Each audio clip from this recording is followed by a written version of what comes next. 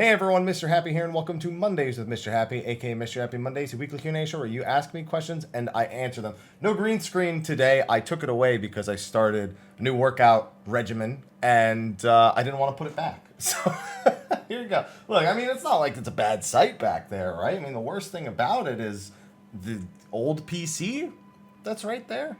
I think that's the worst part of it. Yeah, that's the worst part of it. What the hell? So anyway, it's been another busy week, and that's for the good. That's for the better, I should say. Whenever I'm feeling busy, I'm feeling productive. There are tons of videos I've been working on for YouTube.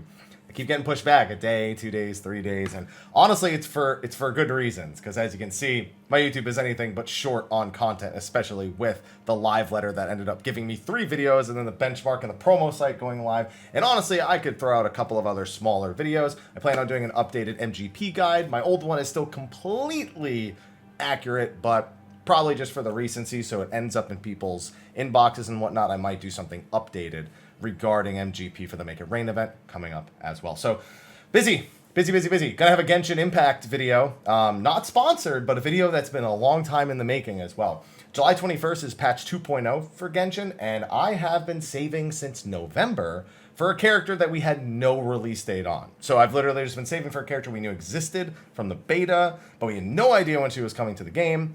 And she's finally coming to the game on July 21st. So on July 22nd, I'm going to live stream all of my pulls for that character, because I am a bit of a gacha fiend when I can be. And then I'm going to upload like an edited version of my results onto YouTube. Probably I think that's my only Genshin video on the entire channel. But that's been a long time in the making, and that I have to 100% do. Those are just some of my plans over the next week or two, I suppose. We've got some other things as well. Live letter. Ethis is finally, he built a PC, so he's getting around 5.5 probably in the next week or two, or 5.55. So spoiler cast, of course, is still on the docket, which means Zivia is still on the docket. We now know that the skill showcase is mid-September. The media tour is mid-September. So, man, it feels like the summer's flying by. And we've had a lot more to talk about, and a lot more to do than I thought we would have, given this point in the content drought. So this Endwalker wait's going pretty good, if you ask me. Please, November, hurry up, please. I don't want to wait, please. Just please do it. But anyway, with that, let's get into the Q&A. Before we get started, thank you to our sponsors over on Patreon for supporting. There's nothing special for supporting over there. The people who do are doing so because they choose to. All my content is free and uploaded to the YouTube channel, as you have seen, so enjoy it as you will. But special shout out to those people who go the extra mile with that Patreon support. Also, our Patrons of Darkness, Kujacross, Anjanova, and Kernai Oni, who've gone above and beyond. Thank you to them. We appreciate it very much. And thank you to all of you for tuning in. Remember, if you have a question, ask it in the comment section for next week. But let's see what's in the comment section from last week. All right, this one didn't have a hashtag, but I saw that it was formatted like a question. Hey, Happy, do you think anything like Hamlet System will ever come back? Seems like it would be pretty cool to have a large-scale defense-type content with Disciples of Hand and Land support battle classes. I'm going to give you the honest truth. Of all the things 1.0 did, content-wise, I hate Hamlets. Mostly because of the way they were designed. And I know you're not asking for them to come back one-to-one. The big problem I had with Hamlets is the point system. You basically had to sit there. Here's the thing. You didn't need the Disciples of Hand or Land at all. Did they help? Yeah. If you had maybe 1 or 2, but a lot of the times just front loading your efforts onto the opponents was more than sufficient to actually complete it. The only reason you needed the Disciples of Hand or Land is because the points that you needed in order to get the better rewards required you to have a lot of just crafted stuff done. I don't know. You drag the fight on for like 20 minutes. You'd kite one mob in a circle to try and score enough points to even have a chance of getting the item that you wanted, and then you still had to hope that you got it, because unless you crafted for a week, you know, we don't need to get into all that. Do I think it could work? Yes. Do I think 14 in its current form would benefit from this sort of content? It's questionable. People who play Disciples of Hand or Land are often people who want to play those and not be involved in combat jobs. And people in combat jobs, playing combat jobs, often defending somebody who's essentially doing nothing, not doing nothing, but you know what I mean. They're not actually fighting the boss. It has escort mission / defense mission vibes, and I am personally, every game I've ever played with them, I've despised them to no end. It just seems like no game ever gets it right. It's always either mildly frustrating or very frustrating. So, while I don't think it's impossible, I think it's within the realm of possibility. I don't think they'll ever do it. I just don't think they will. All right, this one is the first one with the hashtag. Hashtag Mondays with Mr. Happy. Switching it around. Hi, Mr. Happy. Hope you're doing well. Hope the same to you. This week I have a question about computer setup. Okay, I don't know how much I can help with that, but we'll say I have a 34-inch monitor, bigger than mine, giggity, and I feel I'm too close to the monitor. Problem is I can't move back because I would not be able to reach my mouse and keyboard. So this is why when people always ask me, so I have a 27, I believe, inch display, and it's a 1440p monitor. But I play 1920 by 1080p windowed. And I keep a pretty good distance from my monitors. I mean, how do you manage distance? I would never buy a monitor as big as yours. I personally feel like I'd rather have more 27-inch monitors than have giant monitors, personally. I just, for the kind of the reasons you've listed, but I like to keep my attention focused in like a more condensed space. And while the monitor being bigger doesn't necessarily stop you from doing that, like adjusting resolutions and window position, then I feel like I'm wasting the extra space. Like I'm not actually making good use of the size of the monitor or the resolution of the monitor. So, I mean, the only advice is to buy a new desk or get a setup where you can put your keyboard and mouse further away, or to, honestly, what you should do is you should probably just mount the monitor to a wall, if that's possible. If there's a wall behind your desk, probably do that to create a little bit more distance. And not to mention, you can do some pretty wild looking stuff if you're someone who likes to have a lot of monitors. You start mounting them to the wall. Oh my goodness, there are some great looking setups with that. So a wall mounted monitor is probably your best bet. Hashtag Mondays with Mr. Happy. There, look, 2 in a row, just doing it in reverse. I like it. Hi, Haps. Hope you're doing well. Same to you. About those field records, do you think we'll be able to buy them later with coins or something? Probably not. Later on, it's not going to be really that much more difficult to go back and grind them. So them making them purchasable with coins, I don't think they will. You're far from the first person to suggest this, whether it be through live streams, comments, social media, whatever. I've seen this same recommendation in a few different places. I just don't think they will. I think they're going to recognize that while you may not get a drop, or the drop rate may not be working in your favor, that ultimately it's a matter of how actually difficult it is to get. And considering that you're after a mount of all things, it's not like an extreme trial mount or anything where they need to try to like kind of keep renewed interest in it as time goes on. I don't think they're going to have that issue with Bozja and Zadnor. So I don't think they will. I think 11 and 14 will be as frustrating to you now as they will be in the future. Hashtag Mr. Happy Mondays, back on track. Hey-o, hope you're doing well and such. Same to you. I have 2 short questions. One, I've done Diamond EX close to 400 times. Why do the drops and rolls hate me so? I have a return question. Why are you still doing it? Patch 5.58 is in like a week. Stop. So, yeah, that's my answer. As for why do they hate you? Because you won't stop. You keep coming back.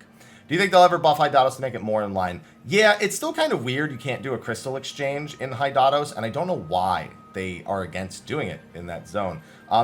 Doesn't make it that much harder because there's still usually a few people around, and if you ask a few people or you go to one of the discords that handles like BA or Eureka stuff for your respective data center, then it gets a lot easier. And with data center travel, assuming you can do Eureka and data center travel, they haven't given us restrictions yet. It'd probably be a little easier. There'll probably be like a Discord. The Discords will probably congregate onto a single server or onto a single data center for events, possibly. Who even knows, because they all have their own bustling communities. But it's a possibility of something like that happening. But they really should. They really should buff Hydatos. They should crystals exchanged for Providence Watcher skills. That's it. They literally just need to do that. Hashtag Mr. Happy Mondays. Hey, I hope you're doing all right. You doing all right? I'm doing all right. This is an extremely random question about Opera Omnia, and my apologies. I mean, that's a Q&A. You don't have to apologize for asking a question. Unless you're going to say, I see Xenos, unless you're trying to ask about why Xenos' juicy booty isn't in Defu yet. And actually, that's your question. Do you think they're waiting for his Reaper kit before adding him? Yeah, it's kind of insulting when they added him to NT and just left him. I thought maybe Arc 3 way back when would be when they'd start to include him, but yeah, it's got to be something like that, right? Like, he's way overdue in Opera Omnia, in my opinion. So, sure, yeah, yeah, why not? That could be the reason they're waiting for Reaper. That's it. Hashtag Mr. Happy Mondays. Hi, how's it going? Greetings from Atlanta, Georgia. Never been. But greetings to you back from San Francisco, California. Want some advice on how to tackle DRS Savage? Which fragment essences should I be farming, stockpiling to prepare to tackle it? My main goal is to get materials needed to upgrade Law's Order so I can dye it. Will completing it once get me all the materials? No. So I'll answer these in reverse because your first question is harder to answer than your second question.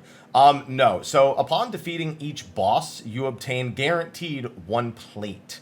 Now you can obtain a full upgrade material, but it's 10 plates per upgrade material that you'll need.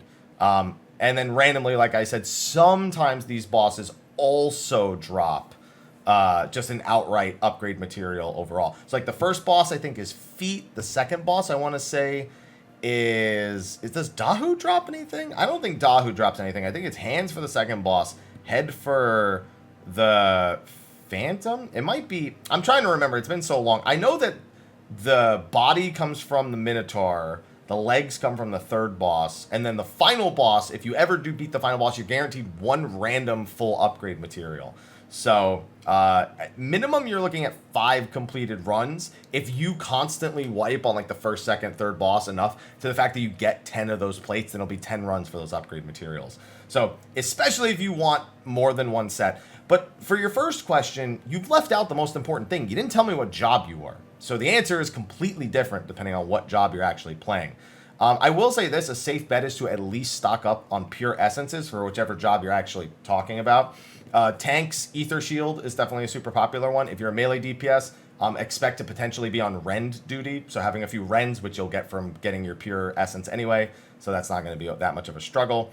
Fonts and banners are always good to have. Dispels and reflects are mandatory across several bosses. And then sometimes people, I don't even think people bring like, because of Valors, I don't think people even bring certain defensive things like Protect and Shell or Bubble. I don't think people bring any of that. They might, but I haven't really seen what the updated ones are doing. But it's just a lot of the really strong stuff per roll. All right, next one. This is a short one. Hashtag Mrhappy Mondays. Hey, Haps. Hope things are well. Same to you. About how much Valor do you need for Zadnor Duels? So despite contrary to what you might hear, you don't actually need any Valor for the Zadnor Duels. I will say that having 3 or 4 is a nice comfort zone, but a lot of it comes down to nerves and comfort. If you are not comfortable with any of those fights, you're still in the process of learning them, 4 or 5 I'd say is the bare minimum. If you were to go in on a brand new character, have all the correct actions, and just obliterate the enemies or do some sort of cheese strategy, you don't need any Valors to do it at all. But I expect the average person probably is going to need 4 or 5 before they very comfortably are able to beat the bosses. 4 or 5 also gives you room to potentially die and still win with weakness. Whereas I will say that if you probably have 0, winning if you die once or twice is probably not going to happen. So I'll say 4 or 5 just to be safe. Of only the offense ones, by the way. You don't need the HP or the healing ones. Honestly, they don't help because if you get hit by anything, you're dead. Although the HP ones are good for auto attacks. So yeah, sure. If you want, get some HP ones, but the damage ones matter most. Hashtag Mr. Happy Mondays. Good day, Happy. Hope all is well for you. Quick question this week. Hope all is well for you as well. What trials and raids you're really looking forward to overcoming trying to solo at level 90? So the more expansions that go by, the less soloable some stuff gets. They really got a lot better, especially in Stormblood, at making things that you just die trying to do. Now, I think I have an idea. So Shinryu is definitely possible. I've soloed almost to Enrage on Shinryu already. It's just don't have the DPS to beat it. When Blue Mage hits 80, I think a lot of stuff's going to get Stormblood stuff is going to be just mowed over by level 80 Blue Mage whenever it comes around. So I kind of want to see what I can do before then because I expect it to just fall over, even with the like stat squishes and everything.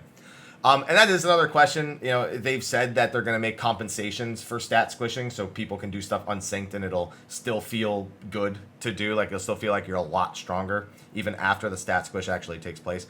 So, Byakko is possible. I've actually soloed almost to the end of the Byakko fight. Nowhere close to beating the DPS check, though. So, that's definitely doable, though, in level 90. Suzaku, I think, is doable. I'm actually not sure how the Tank Buster in the follow-up attacks are actually going to be at level 90 in the second phase, but the DDR phase adjusts to you, so it's just about how you handle the Phoenixes. I think at level 90, you'll probably just be able to destroy the Phoenixes. You practically destroy the Phoenixes now with level 80, like even if you do the mechanic wrong so they don't explode and kill everyone. And I think Seiryu, I don't think Seiryu has anything that bad. Honestly, the worst part's probably stuff like the towers in the last phase, and maybe eating all of the dashes in the ad phase at phase 1. So those are bad. And Shinryu, like I said, will be easy. Susanoo is going to be impossible, so there's no point in even thinking about that. Lakshmi I've already soloed, and it's been soloed by Blue Mage as well, which is how I know Blue Mage is going to obliterate these. And then looking at Omega, 01 I've already soloed to Enrage. 02 is 2 people required unless you can kill it super fast. And I don't think we'll be able to, even Blue Mage, I don't think will kill it fast enough to solo that. 03 I think is, it really depends on value. I don't think the Animal Farm is an auto wipe, but I don't remember. So that one might not be possible. And 04, I've soloed X-Death to Enrage. And thinking about Neo X-Death, I don't think there's anything you can't beat. I think the worst is probably Double Punch. But yeah, I think it's gonna be doable too. I think X-Death and Neo X-Death is one I'm looking forward to. What about after that? Kefka and God Kefka? I don't know how Forsakens are gonna go. That's a tough one. Forsakens might fall apart on Kefka if you can even get to that point. What about other fights? Guardian? It depends on how much damage Rod Exploding does. If it does 1 million, then that's not going to happen. What else is there? Man, I don't even remember. The paint, I don't know how that's going to go. I guess most of it is just looking after yourself. So actually, yeah, the painting boss might be okay. I'd have to try to remember how some of the mechanics interact with each other because it's been a long time. The tornado might be an issue. But I don't know, maybe just tank and Volnet. What else? And then 5 is... Who's 05? What? Oh, Doom Train. Yeah, I'm sorry. No, it's not even... A Phantom Train. I don't know. The ghost phase isn't a problem, because you're just going to burst the ghost down, and that's how you get through that. But I'm not sure how the rest of it's going to go. I feel like mechanically, actually, now that I think about it, there's quite a few bosses that might be possible, but I don't know what they're... I don't know how the mechanics are going to interact with only a single person. There might be stuff that just does 1 million damage if you do it incorrectly, and I just might not be remembering it. So I actually have high hopes for some things because I've already tested a few of them, but I suspect it's just going to get harder and harder to do solos as the expansions go on, and we still don't know how the stat squish will really affect it. It shouldn't that much. It should be as I think it will be at level 90, but we'll see.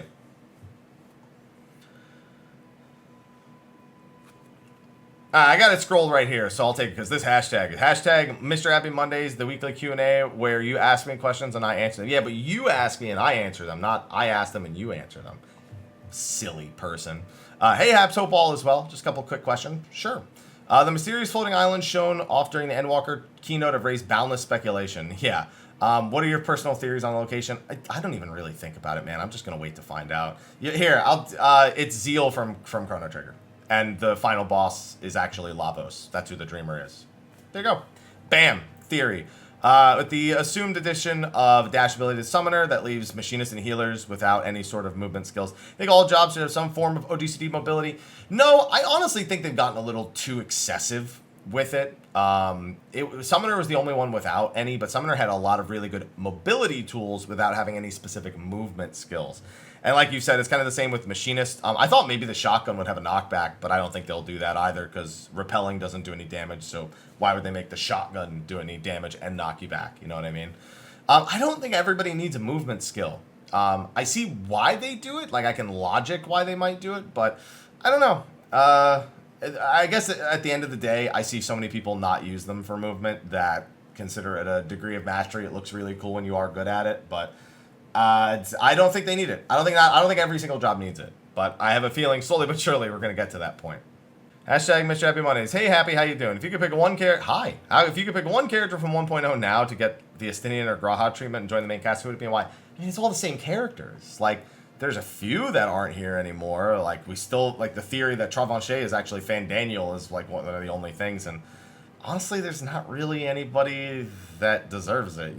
1.0 had an absolutely terrible story. Like, it ends really well, but let me rephrase. There's a decent amount of lore and story. It's terrible storytelling in 1.x.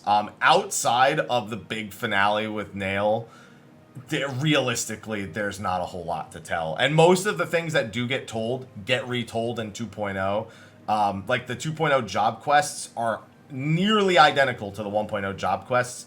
They're just updated because it's 5 years in the future. But they're so similar. It's unbelievable. There's nobody, I think, in 1.0 who deserves it, personally. The only thing that deserves it from 1.0 that deserves to come back is right-click request repairs. That's it. All right, hashtag Mr. Happy Monday. Salutations to you, Mr. Happy. Salutations to you as well. Coming from the 14-hour broadcast and some of the suspected new skills showcased in the benchmark, which job has your new favorite suspected skill? All the healers showed off single target shields, so don't care. Tanks, we saw a TBN, looked like TBN2, the blackest knight. And we saw it looked to be a Paladin equivalent. Maybe that's a Sheltron 2. Maybe that's upgraded Sheltron. Who knows? But it looked to be TBN-esque as well. Warrior looked like it had AoE Upheaval. Monk had AoE Tornado Kick. You know, Samurai had AoE Shoha. And we saw a new Dancer dance. Honestly, the Dancer dance is probably the most interesting thing that I saw in that entire showcase. Everything else was like AoE versions of skills we already know. The Dancer one is like legitimately like, is that an upgraded standard step? Is that a new dance altogether that's like separate from the other two? Is it just a new base like instant cast AoE skill like that? It's one of the ones that leaves me with the most questions. The other one being probably Paladin. Gunbreaker looked like it had upgraded Burst Strike, and a lot of it was upgrades. The Summoner Dash is obviously a huge question mark one. It looked like an upgraded True Thrust for after Raiden Thrust was for Dragoon. So a lot of it like really basic stuff. The Ninja one was kind of interesting, but I don't know.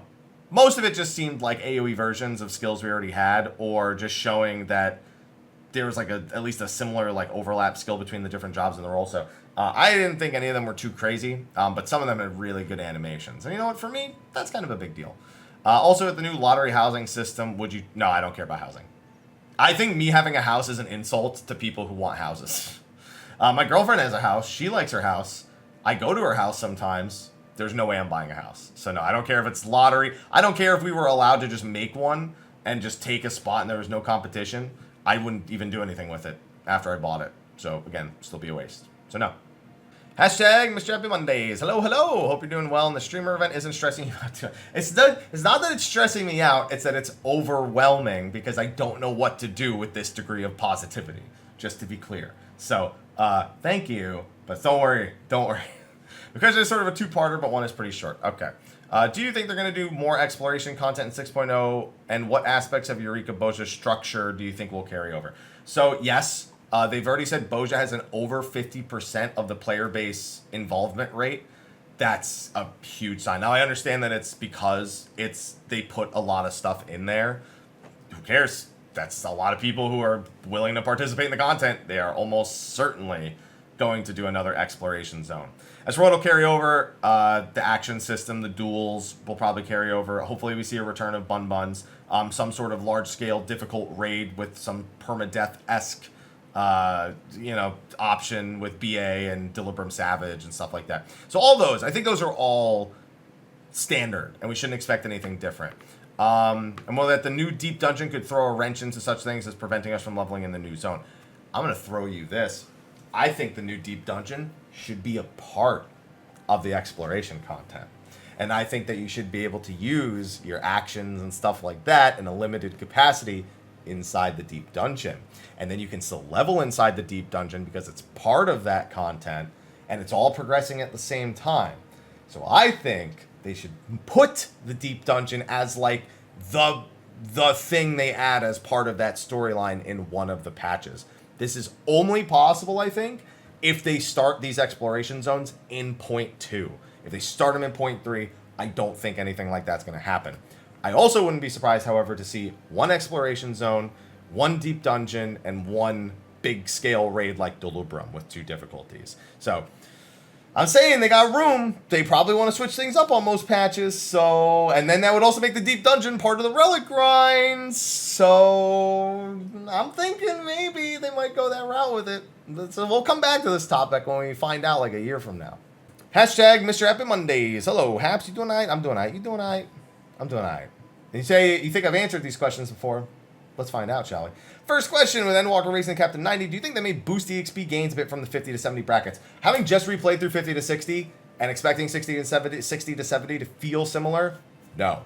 They are more than sufficient enough in those level ranges, and I think a Realm Reborn is still in need of some tweaking. So no, only the 1 to 50 range. I think, again, they should do a little bit more to adjust.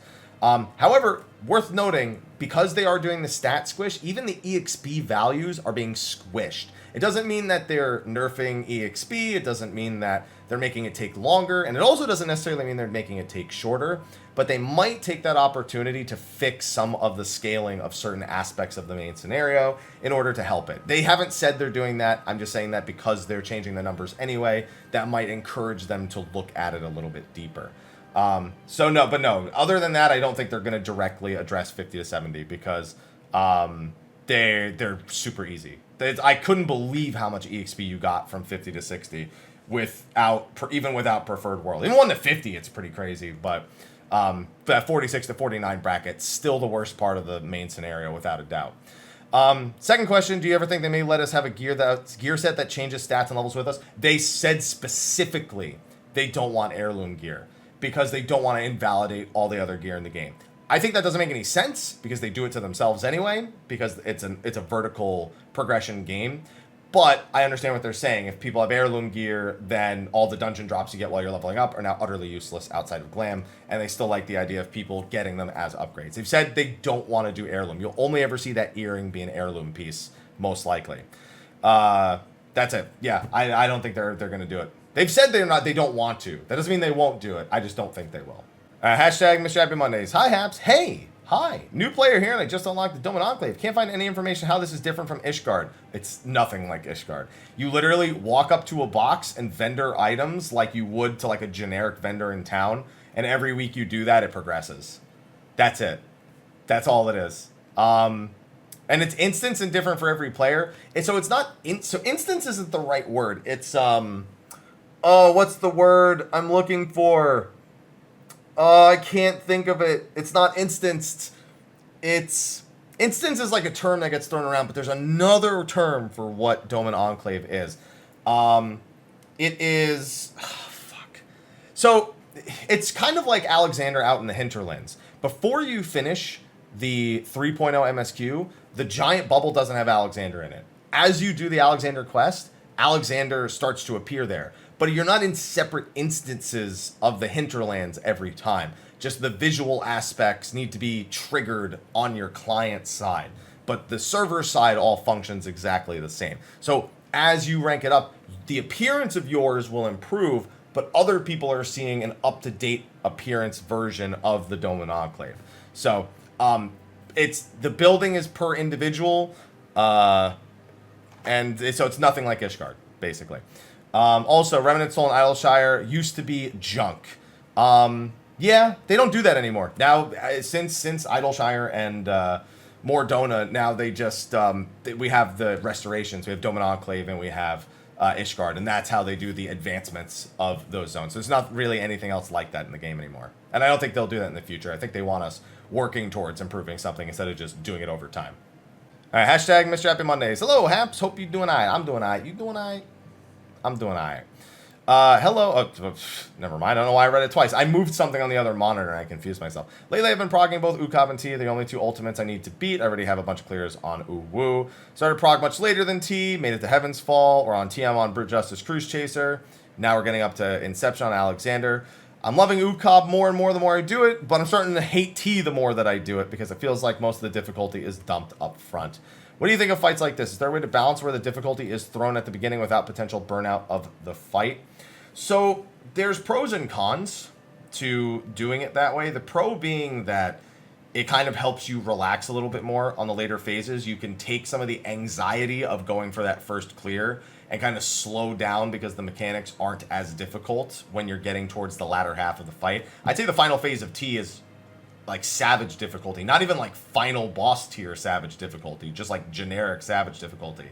And that really helps when you're going for your first clear because it lets you learn it at a better pace. You know, less pulls still means a good amount of learning per pull.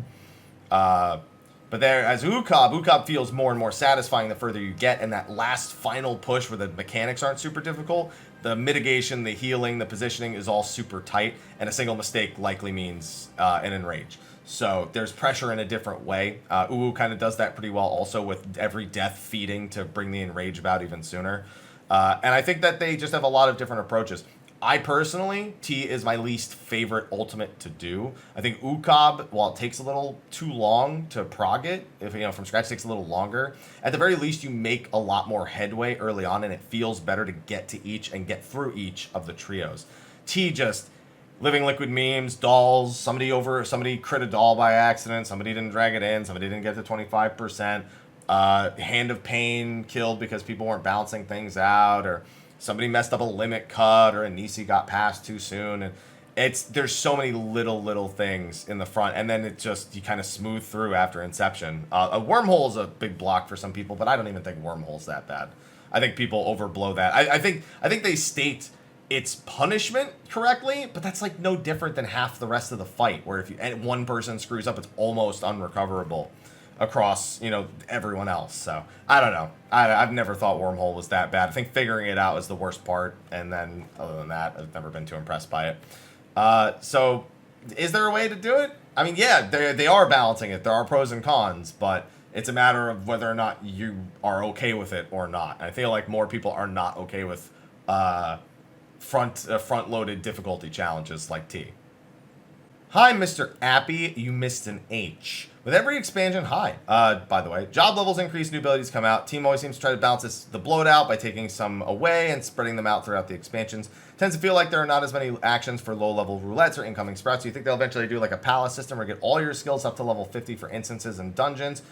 I feel like you are not hitting 1 or 2 months. See, so you've actually come up with, I think, a better solution to some degree than what other people... A lot of people just want you to keep every ability the whole way. You seem to be more along the lines of like, oh, in A Realm Reborn, if you should just have all your level 50 abilities in all the dungeons. But the thing is, you're also kind of suggesting that even a Sprout should have that kind of access. And that I don't think is the case. I think they need to put more OGCDs in the early parts of the game. But what you've suggested might work for people who are asking for like for us to keep abilities when we go back down to at least make sure you have like a full loadout of the stuff if you are sinking down. Again, I know that's not really what you were looking for, but that's what I took away from it. I think they just need to add more OGCDs. I think they need more interesting skills earlier in the game, because that is what you've said is 100% accurate, and I think they need a solution to it. Do you think they'll establish a new world on servers soon with increasing? I think we'll see new servers. So we already know that they're doing a multi-million-dollar server infrastructure upgrade after 6.0. Not just the Oceania servers. They've already also confirmed a multi-million-dollar upgrade to the server infrastructure. So I think that means new servers. I think new data centers, new servers, new everything, preferred worlds, bonuses, all that stuff. I think that is 100% coming, but probably not before 6.1. All right, hashtag Mr. Happy Mondays. Hey, Haps, what up, Haps? How you doing? You doing all right? I'm doing all right. Couple of questions for you, good sir. Sure. One, we know you got your girl Anima. We got your girls, the Major Sisters. What music do you think? Oh, give me XIV original. So here's the thing. Phase 1, Final Fantasy X boss music on Anima, and Final Fantasy IV boss music for Major Sisters. Phase 2, OG track. Completely original, soaking the god. Do it. Like, I'll take... It's like Warring Triad. Warring Triad's so hype. Phase 1, crazy awesome, and then they immediately go into their unique tracks, like when they start transforming and going to other... It works so good. It's a nostalgia boner for some of us, and they're dope tracks on their own, and then they give us even doper tracks. So, do what they do for the Warring Triad, please. 2, we know Alphino is going to become a Sage, and our good friend is the Reaper. If any of the Scions were to become a Reaper, who could you see doing it? No one. None of them are cool enough. That's just the truth. It's like, I feel like Urian J would like think, oh, I'm cool enough, but he'd never do it, you know? No, none of them. They don't deserve it. Just let Xenos have it. Okay, and much to my surprise, that was actually like the last question. So there were a couple of questions I skipped over. One, because somebody actually answered it, and I felt like their input, somebody asked me about swapping between keyboard and mouse and controller and like what fight they could practice for movement and rotations. And honestly, that's just a matter of doing the same things you were doing, but just doing them with the new control scheme. I don't think there's like a specific thing you need to do for that. And I feel like the reply that that person got under it was actually a pretty good reply overall. There's also someone who was asking about Ethis. If you haven't already, please go to Ethis's YouTube channel. He posted a clip from one of his recent live streams that he was doing. He's doing fine. He's finally getting back into the groove of things. He just built his new PC, like I mentioned at the beginning of the video. And he's going to be getting on track with when he has time to, with the stuff that he, you've known him for doing in the past. So if he hadn't put that video out, I probably would have just said I've kept in touch. He's doing fine. He's just getting adjusted. But he has his entire situation posted in that YouTube video. So be sure to go take a look on his channel. You probably have. By the time I'm answering this, you probably have already. So and then other than that, it's just a bunch of people commenting on last week's episode. So that's going to be a wrap for this week's episode of Mondays with Mr. Happy. So thank you everyone for asking your questions. As a reminder, again, if you have any questions, please post them in the comment section of the video below. And thank you to everyone for tuning in. Thank you to our sponsors over on Patreon, our patrons of darkness, Kucha Cross, Andronova, and Kernai Oni, and of course, all of you for tuning in. Anyway, with that, I will see you all in the next video. And until then, take care.